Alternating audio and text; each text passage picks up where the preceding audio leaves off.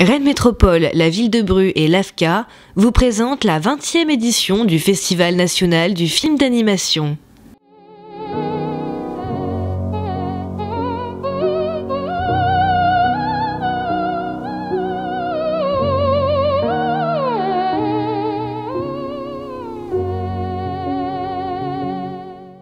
Le Festival national du film d'animation s'installe chaque année à Bru et ses alentours. À l'occasion de sa 30e bougie, le maire de Bru dresse le bilan.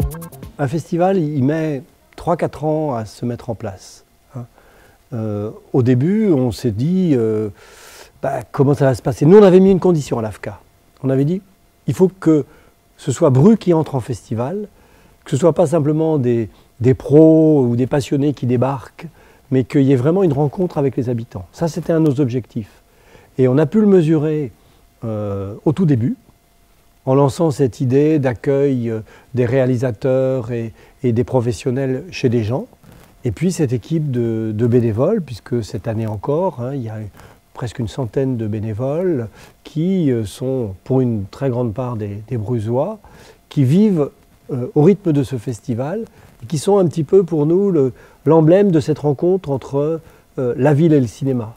Parce qu'ils accueillent et puis en même temps ils vont voir des séances et ils découvrent le cinéma d'animation. Pour en savoir plus sur les coulisses de fabrication, le réalisateur Serge Elissalde expose des storyboards à la médiathèque de Bru. Invité d'honneur du festival, Serge propose également une sélection de films dans sa carte blanche. C'est une expérience particulière que j'ai menée, mais pas tout seul, à Angoulême, à l'école de l'EMCA, qui est l'école d'animation d'Angoulême, mais en partenariat avec une autre école qui s'appelle Créadoc, où les étudiants, eux, font un travail vraiment documentaire, sonore, une expression très, très abstraite, très artistique, très graphique, et une expression qui, elle, est beaucoup plus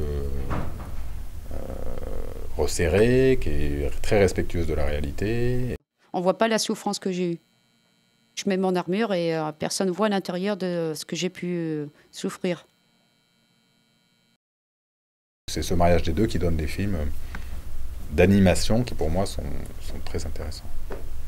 Et qui nous changent de ce qu'on voit, qui sortent un peu des cadres. Il faut quand même rappeler que ce qu'on appelle le cinéma d'animation, à 95% de la production, ça reste des produits commerciaux destinés à la jeunesse, par exemple. Donc ce qui reste, les 5% restants, c'est le film d'auteur, c'est certains longs métrages qui sont un peu hors normes.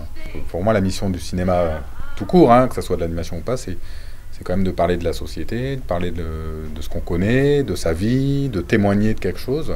Sinon, on ne va pas capter un spectateur. Coup de projecteur sur la Finlande. Retrouvez notamment Katarina Liggvist ce soir à 18 h à l'École des Beaux-Arts de Rennes. Le réalisateur Tatu Pojavirta vendredi à 21 h au Grand Logis et dans cette même salle, une sélection de courts-métrages sans dessus-dessous dimanche à 11 h.